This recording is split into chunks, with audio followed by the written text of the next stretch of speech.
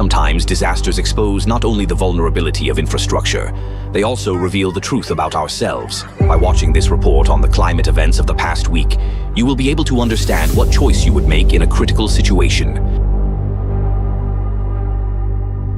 Indonesia.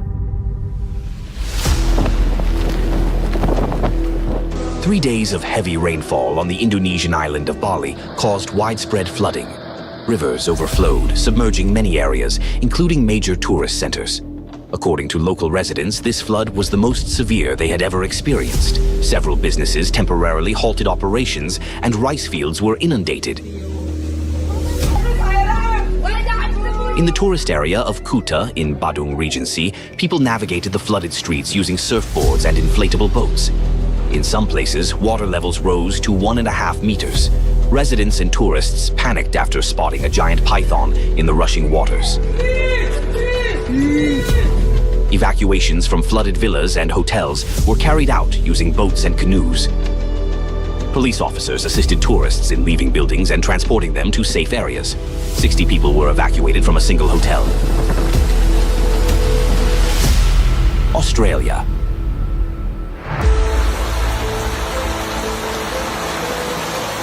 A deep and slow-moving area of low pressure created a highly unusual weather system that led to large-scale flooding in Australia. Since February 22nd, the cyclone had stalled over the Simpson Desert.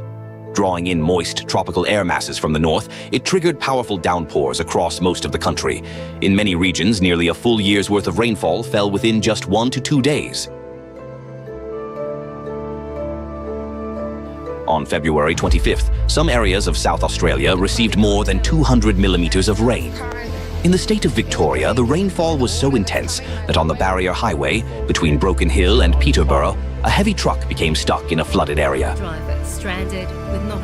In the city of Mildura, water flooded streets, pastures, parking lots, schools, and a major highway. It should be noted that such heavy rains are considered extremely rare for this state. In northwestern Queensland, in Mount Isa, the wettest February in the city's history was recorded. 319 millimeters of rainfall turned the parched land into lakes. On February 27th, the largest city of New South Wales, Sydney, was also struck by intense rainfall. More than 3,000 people were left without electricity, and in the western part of the city, residents of about a dozen homes were evacuated. After the heavy rainfall, specialists warned of a new danger. Due to the murky water in rivers and along the coast near Sydney, the risk of encounters with bull sharks increased. More than 10,000 lightning strikes were recorded in Western Australia. In the state capital, Perth, an elderly man was injured by a lightning strike, and his dog was killed. Later, in the eastern part of the city, lightning struck near a school. 2 teenage girls were injured. In the area remain extreme. By March 1st, the severe weather had reached its maximum intensity in the southeast of the country. In the town of Orelia, in South Australia, a fast-moving torrent of water swept away a motorcyclist who was attempting to cross the flooded Foggins Creek. The man died. Flooding partially destroyed the Trans-Australian Railway near the port city of Port Augusta. Sections of track up to 100 meters long were washed away, and train traffic along the east-west route was suspended. WA and SA to the eastern states could be out of action for more. United States. Wow. Oh, it's getting strong here. Since February 22nd, the northeastern United States has been gripped by a massive snowstorm. More than 40 million people from Maryland to Maine were placed under blizzard and winter storm warnings. A monster winter storm that's brought life to a standstill for According to the National Weather Service, atmospheric pressure dropped by 39 millibars within 12 hours. This value is almost twice the threshold required for a system to be classified as a bomb cyclone, indicating the enormous power of the storm. The interaction of extremely cold continental air and moisture-laden oceanic air triggered extreme snowfall. In Providence, Rhode Island, a snow cover of more than 85 centimeters was recorded, an absolute record since instrumental observations began in the early 20th century. In the city of Warwick, snowdrifts reaching 97 centimeters exceeded the level of the historic blizzard of 1978. In some areas of Long Island, more than 75 centimeters of snow were recorded, while strong winds for several hours reduced visibility to nearly zero. In Boston and southeastern Massachusetts, wind gusts reached up to 133 kilometers per hour, and in coastal areas, including the island of Nantucket, they exceeded 150 kilometers per hour. As a result, hundreds of trees and power line poles were brought down. 7 states. In New York, by the morning of February 23rd, at least 30 centimeters of snow had fallen. The city was almost paralyzed, school classes were canceled, and the streets were deserted. 4,000 workers were deployed to clear roads, sidewalks, and public transport stops. An unusual phenomenon, thunder snow, was recorded at the height of the blizzard. During the night, lightning split the sky over New York, and one strike hit the tower of One World Trade Center. The storm severely disrupted transportation. More than 10,000 flights were canceled across the country. Suburban trains and buses were temporarily halted or switched to a reduced schedule. In Philadelphia, bus service was completely suspended for the duration of the storm.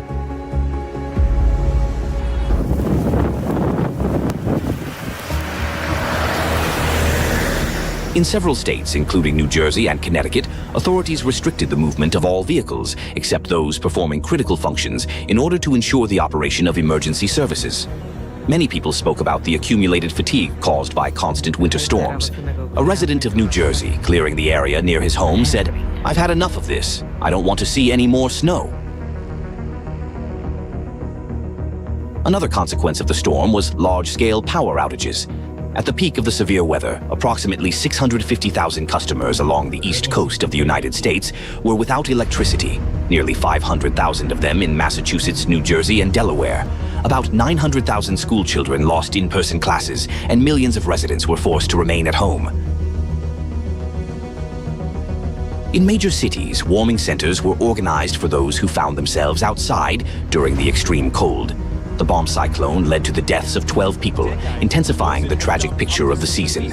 In just 32 days of the current winter in the United States, a series of deadly storms has already claimed at least 150 lives.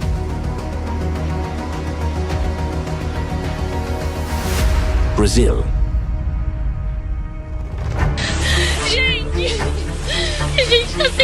On February 23rd, extreme rainfall struck the Zona da Mata Mesorregion of Minas Gerais state. In the municipality of Uba, more than 124 millimeters of precipitation were recorded in 6 hours, a level comparable to the normal rainfall for the entire month of February. The large volume of water caused the Uba River to overflow. Streets, residential buildings, and commercial properties were submerged. 3 bridges suffered serious damage, and 3 buildings and 1 house collapsed. 6 people were killed and 2 others were reported missing.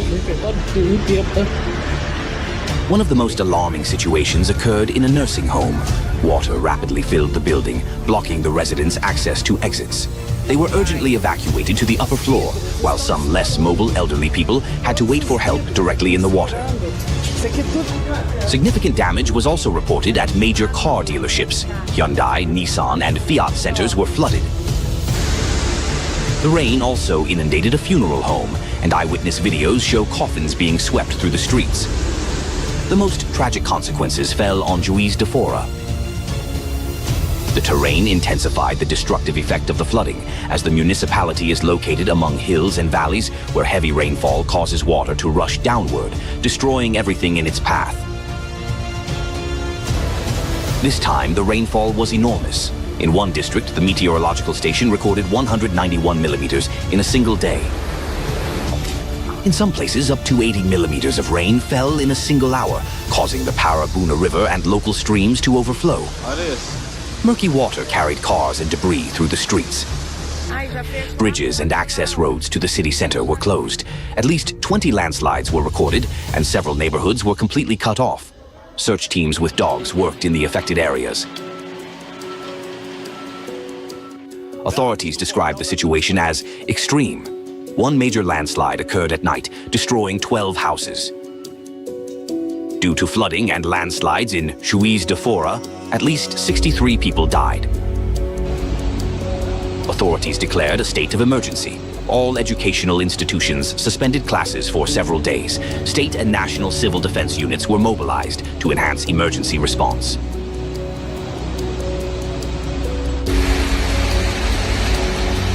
Just 3 days after one of the record-breaking rainfalls in the municipality's history, a new severe storm hit Juiz de Fora.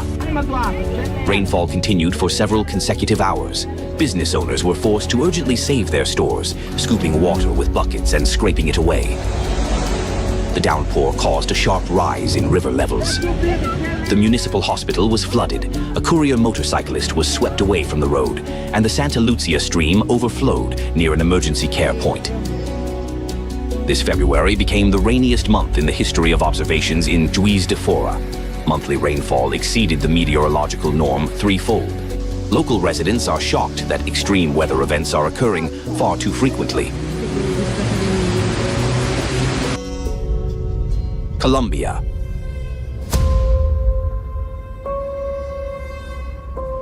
On February 25th, a sudden eruption of a mud volcano occurred in the Colombian municipality of San Juan de Urabá. A bright fireball rapidly rose into the night sky, frightening residents of the densely populated area.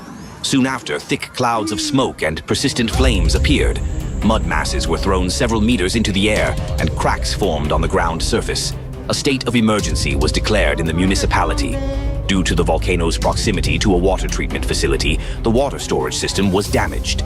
The explosion burned vegetation, caused the death of livestock, and damaged the main road leading into the municipality. According to experts, the eruption of this previously dormant volcano was triggered by underground shifts that are most likely connected to tectonic activity in the region. According to preliminary information, no one was killed. However, as a precaution, residents of 3 houses were evacuated. Bolivia.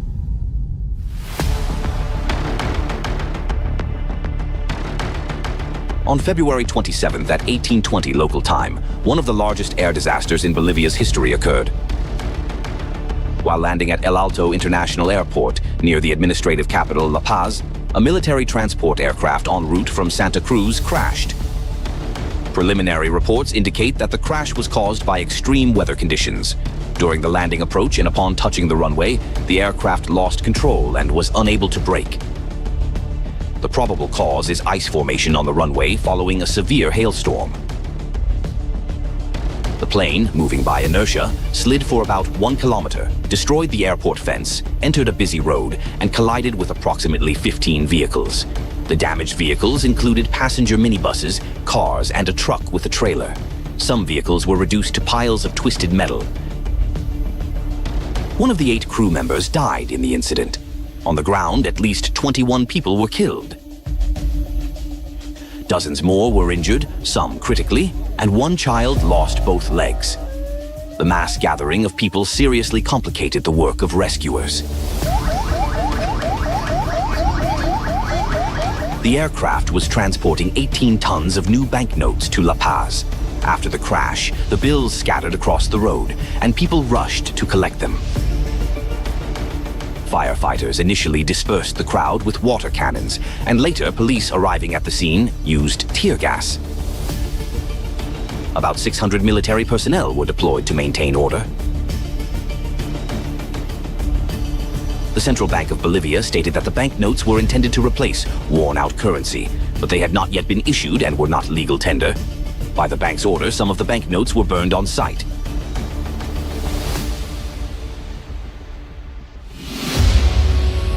This situation vividly demonstrates the values of our society, showing them as if under a magnifying glass. Upon seeing money, people lost vigilance and common sense. Basic humanity disappeared. Their actions interfered with saving those caught between life and death. Paper bills, even without any financial value, became more important than life itself. And this is happening right now, in a world where resources are more than sufficient for everyone. We do not live in a world of total scarcity, but in a world of distorted values. A world where food is available, yet people go hungry. Where technology is abundant, yet safety is an illusion.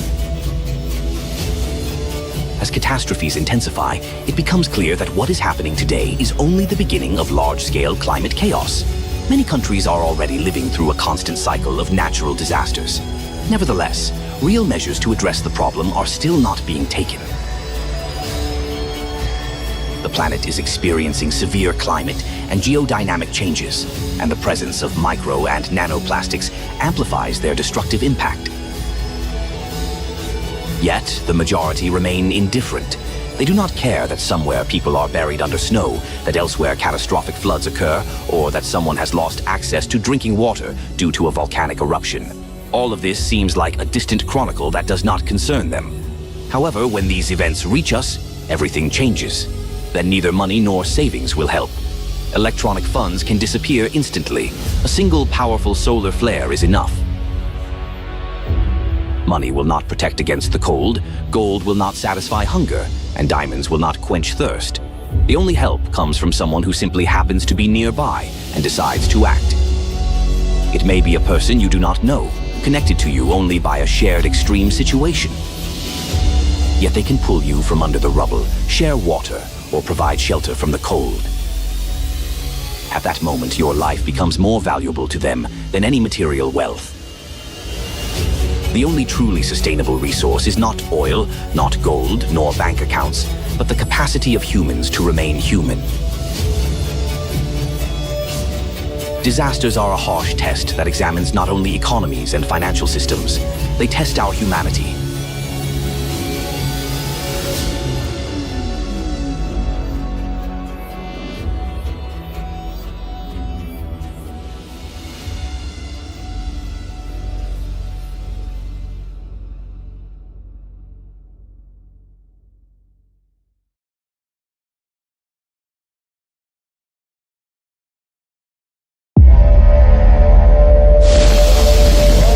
Natural disasters are no longer stretching over months. Everything is happening literally within days. Hurricane-force winds in New Zealand, tornadoes in Italy, extreme heat in Paraguay, tragic avalanches in the United States and Europe, and people who are not prepared for it. Coming up in this edition, a review of the key climate events of the past week and an important question for adrenaline seekers. Italy. In less than 24 hours on February 17th, 2 tornadoes occurred in various regions of Italy. The first, Category 1 F1.5, passed through the territory of the province of Brindisi. The path of destruction left by the tornado stretched for almost 10 kilometers, with a width of about 360 meters. The tornado uprooted trees, tore off roofs, and damaged solar panels. It is likely that casualties were avoided thanks to the fact that the incident occurred at night. The second, shorter-lived vortex was observed near the city of Aversa. Experts emphasize that such powerful tornadoes at this time of year occur here extremely rarely. However, on this occasion, atmospheric conditions were particularly favorable for their formation. Ukraine.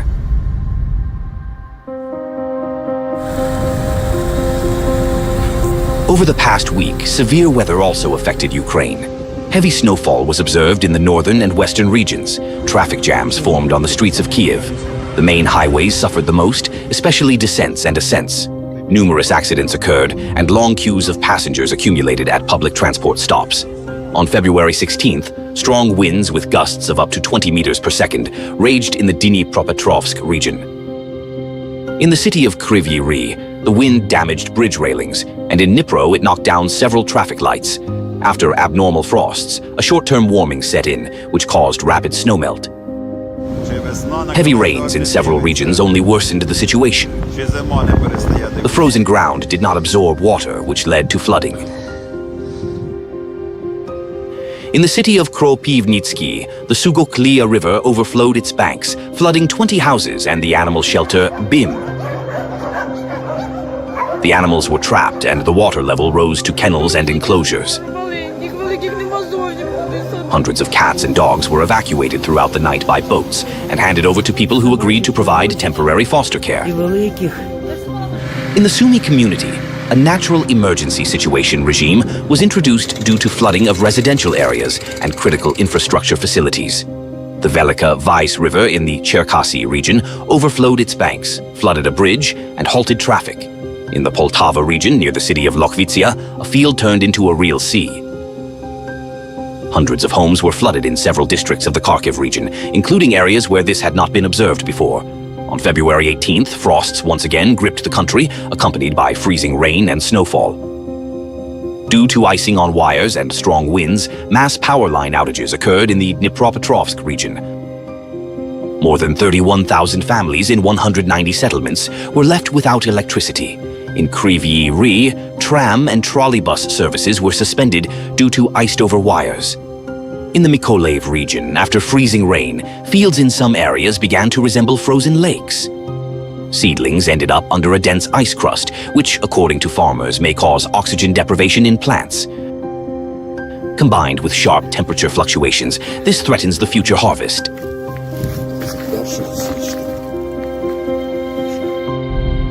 Argentina. After exhausting heat in the evening of February 18th, a powerful convective storm struck central Argentina. The strongest impact of the elements was felt in the south and center of Córdoba province. In the city of Isla Verde, heavy rain with large hail and gusty winds damaged building roofs and vehicles. In the city of Serrano, the squall not only broke trees, but also destroyed infrastructure at a sports and cultural center, toppling 4 lighting towers. In the city of Jovita, up to 90 millimeters of precipitation fell within a matter of minutes, causing water to flood large areas and enter homes. In the cities of Almafuerte and Embalse, hail of gigantic size fell, as large as tennis balls. The rampage of the elements created a critical situation on highways. Squally winds overturned at least 6 trucks on the Córdoba to Rosario Highway, injuring several people as a result. Paraguay.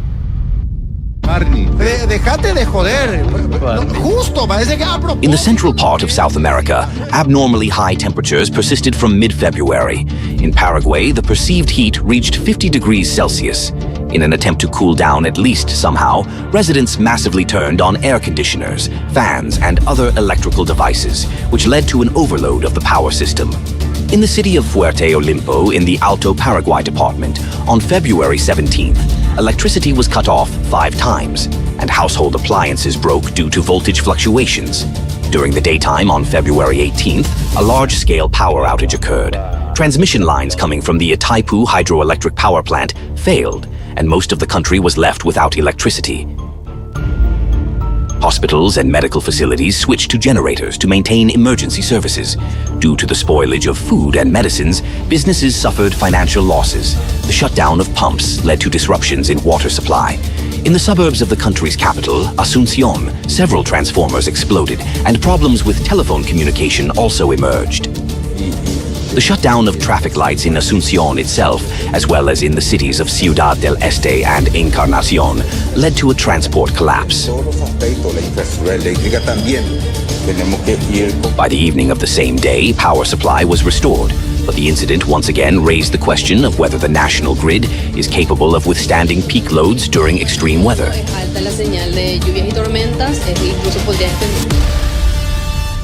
New Zealand.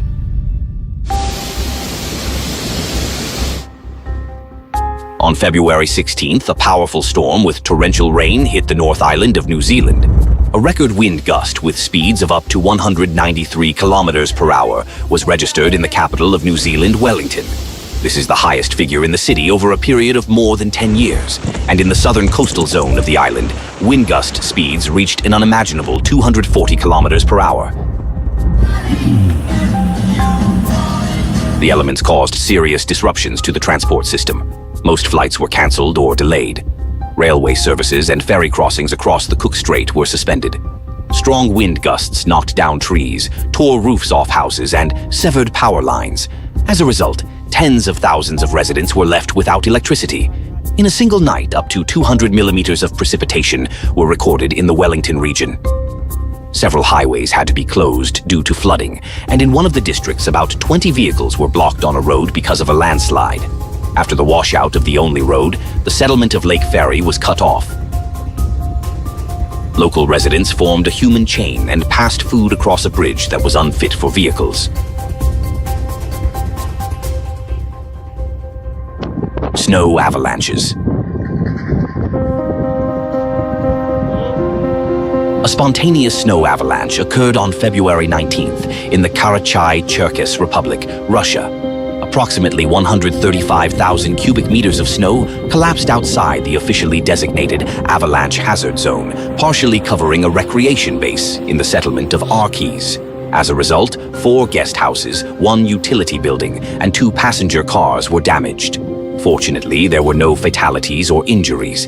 Several people were buried under the snow, but rescuers quickly extracted them. Medical assistance was not required. In the United States, in the state of California, on February 17th, a group of 4 guides and 11 tourists was completing a 3-day ski route in the Sierra Nevada mountains. In the morning near Castle Peak, they were hit by a snow slab approximately 100 meters long. Unfortunately, 9 people died immediately. The 6 survivors sent a distress signal. Due to heavy snowfall, squally winds, and near-zero visibility, the rescue operation took place under extremely difficult conditions. Black Hawk helicopters, ground units, and canine teams were deployed. As a result, assistance was provided only several hours later. 2 tourists were hospitalized with injuries. The avalanche on Castle Peak has been recognized as the deadliest in the history of California and the 2nd deadliest in the United States in terms of fatalities since 1950. Over 2 weeks of February, snowfalls, up to 3 meters of fresh snow, fell in certain areas of the Alps. Combined with strong winds and an unstable snowpack structure, this triggered dozens of avalanches. Emergency services operated under extreme strain, carrying out hundreds of search operations with the involvement of medical helicopters, canine units, and mountain rescue teams. The avalanche situation in Switzerland was extremely difficult. For 7 consecutive days, a 4th-level danger was declared in various regions of the country, and in some areas of the canton of Valais, the maximum 5th level was introduced. Experts note that such a prolonged period with such a critical avalanche situation is rare. On the morning of February 17th, in the canton of Valais, near the mountain village of Zermatt, a mass of snow struck a passing train. There were no injuries among the passengers, but they were shocked and described the event as something surreal. The day before, near the village of Gopenstein, another avalanche caused a train to derail, resulting in injuries to 5 people. Several valleys in the cantons of Bern, Glarus, and Valais were temporarily cut off from the outside world due to large avalanches. A tragic incident occurred on February 17th in the afternoon in the canton of Graubünden, when a man died under an avalanche while skiing with his son. At the Parsen ski resort on February 15th, a snowboarder was also buried under a layer of snow and could not be saved. On February 17th, in the French commune of La Grave, Hautes-Alpes Département, a deadly avalanche struck a group of 5 skiers who were skiing outside prepared slopes. 2 people were killed, and 1 more was hospitalized with injuries. At the resort of Valois, Savoie Department, an unexpected snowslide claimed the life of 1 person, while 2 others sustained serious injuries. In France, since the beginning of the winter season, 28 people have died in avalanches, which is more than twice the average figure for this time of year over the past 20 years. In the Italian Alps, on February 15th, a powerful avalanche descended into the Val Veni Valley, bearing a group of skiers who were riding off-piste along one of the most popular free-ride routes at the foot of Mont Blanc. 15 rescuers, 3 canine teams, and 2 helicopters took part in the search operation. Unfortunately, 3 people could not be saved. And in the Austrian federal state of Tyrol, on February 20th, more than 32 avalanche incidents were recorded, half of which involved people. The most tragic events occurred in the commune of St. Anton am Arlberg, where in the second half of the day a large avalanche descended, about 450 meters wide and almost 1 kilometer long. According to police, it may have been triggered by a group of 5 skiers riding outside prepared slopes.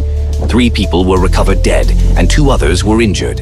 Man was killed when a snowplow fell down steps inside a residential complex. In the commune of Nauders on the same day, a 42-year-old man and his 16-year-old son were crossing an off-piste slope when a snow avalanche swept them 200 to 300 meters downhill.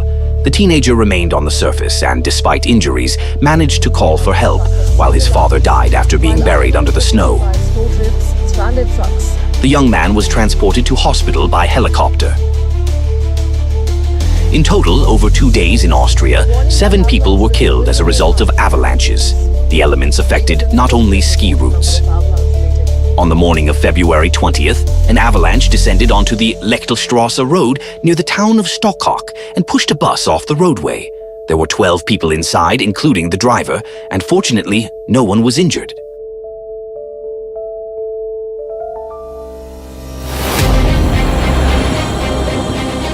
All the tragic incidents in Europe shown today share one common element. Those who died were skiing outside prepared slopes and did so consciously. They were likely experienced and self-confident athletes capable of attempting a difficult descent. However, it is precisely this confidence that can turn into a fatal mistake. Today, a new factor has been added to the familiar risks. The climate is changing faster than we can comprehend it. Conditions are emerging that simply did not exist in these places and at this time of year before. Reality has changed, yet we are still living by old standards. Rules are often formed on the basis of someone's bitter experience. In the past, risk was at least somewhat understandable and relatively predictable, but today the situation has changed radically. Recall the case of the father and son who were skiing in Austria. This example shows how a few minutes of adrenaline can cost an entire life. A regular slope seems boring, and there is a desire for real sensations. But is that descent worth a teenager remembering forever the day his father died before his eyes? No adrenaline is worth risking a life. Take care of yourselves and those around you.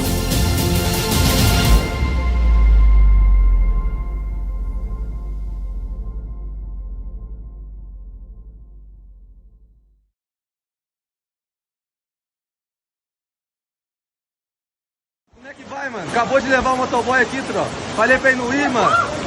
Falei pra ele não ir, mano. Falei pra ele... Gente do céu, que é isso? De casa.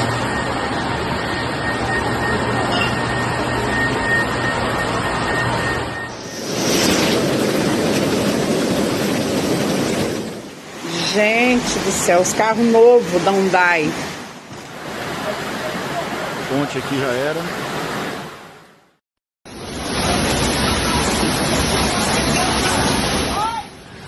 Mas ali na frente tem o quebra-mola, tá?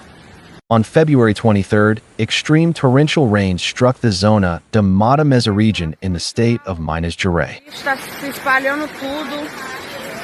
Do Caeté tá descendo muita água. Experts note that the scale of the flooding was largely related to the local terrain. Juiz de Fora and Yuba are located in a hilly area with valleys where, during intense downpours, water rapidly runs off the slopes into low-lying areas, quickly inundating streets. The municipality of Juiz de Fora was hit the hardest. The storm there began late in the evening, causing the Paraibuna River and other streams to overflow. In one district of the city, a weather station recorded approximately 7.5 inches of rainfall, while the average precipitation for the entire month of February in Juiz de Fora is about 6.7 inches. In some locations, up to 3.1 inches of rain fell in just 1 hour, leading to sudden flash floods.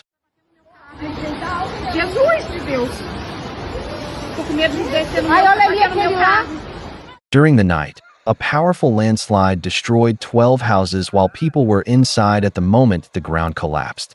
In total, at least 20 landslides were recorded, and some neighborhoods were completely cut off. Search teams with dogs operated in the affected areas.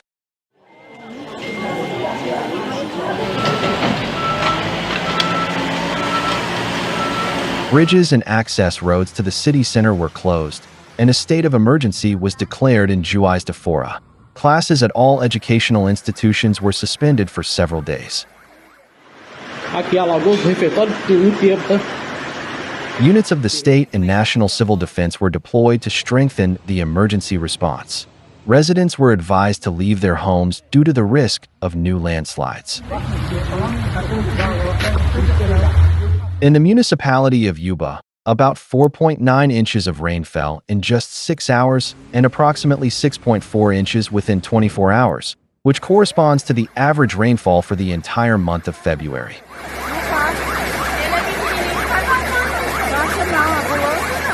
The enormous volume of water caused the Yuba River to overflow its banks. Streets, residential buildings, and commercial properties were flooded, and 3 bridges were severely damaged.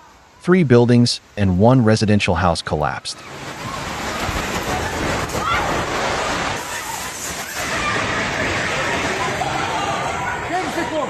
The disaster also affected large car dealerships. Hyundai, Nissan, and Fiat showrooms were completely submerged.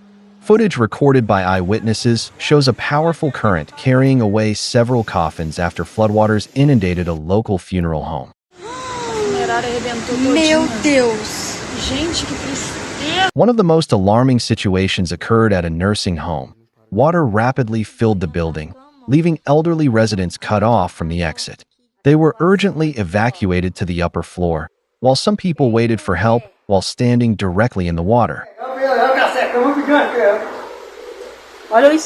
Just 3 days after one of the strongest rainstorms in the city's history, on the evening of February 25th, another powerful storm hit Juiz de Fora. Rain continued for several hours. According to the National Center for Monitoring and Early Warning of Natural Disasters,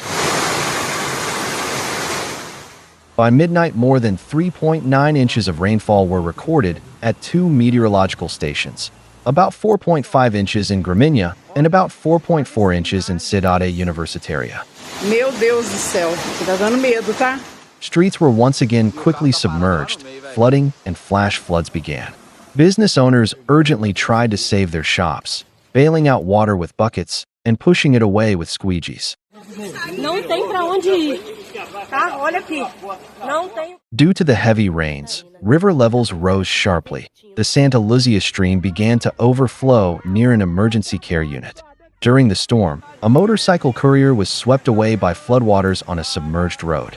Flooding was also reported at the municipal hospital. Juiz de Fora recorded the rainiest February in its entire history of observations. Approximately 23.2 inches of precipitation fell during the month, compared with an average monthly norm of about 6.7 inches, which is more than 3 times higher than usual.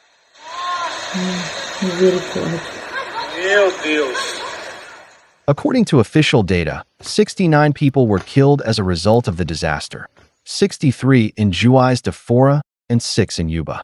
Another 5 people are listed as missing. More than 5,500 residents were forced to leave their homes. Local residents are extremely concerned that extreme weather in the region has begun to recur far too often. Unfortunately, these are not the worst manifestations of weather anomalies that humanity still has to face. As we have stated many times before, global climate change on the planet today is being exacerbated by the presence of microplastic and nanoplastic particles in the atmosphere, the oceans, and other environments, making climate-related disasters more destructive. More details on this topic can be found in the documentary film Nanoplastics: Threat to Life, a Latra documentary.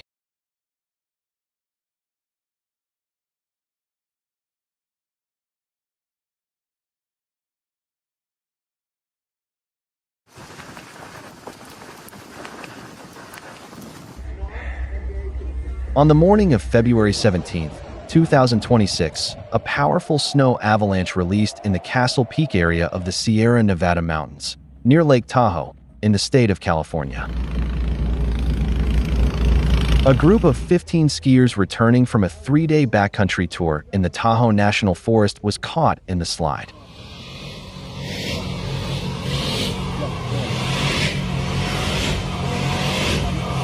The avalanche occurred at approximately 11:30 in the morning local time amid a severe winter storm. In a short period, more than 24 inches of fresh snow fell in the area, accompanied by gale-force winds and near-zero visibility.